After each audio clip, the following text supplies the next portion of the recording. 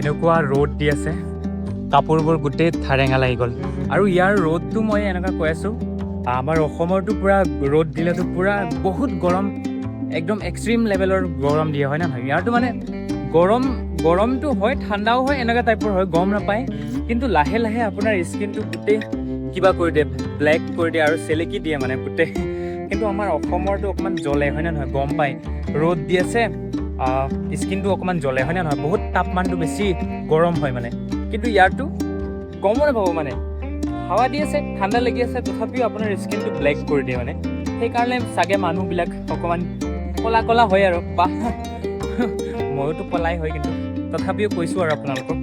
এতিয়া কাপোৰবিলাক লৈ যাওঁ আৰু কেতিয়াবা আমি ঘৰৰ ভিতৰতে শুকাই দিওঁ মানে ফেনত। আৰু এই মোনাটো মানে ক্লিপ ভৰাবলৈ আনিছোঁ আৰু কাপোৰৰ ক্লিপবিলাক অকণমানেই আছে, বাকীখিনি নানিয়ে জেপত ভৰাই লৈ গ'ল। যাওঁ আৰু, এনেকুৱা ৰ'দ দিছে, নহ'লে মই আৰু ক'লা হ'ম, যেনে ক'লা আৰু ক'লা হ'ম। হ'ব দিয়ক।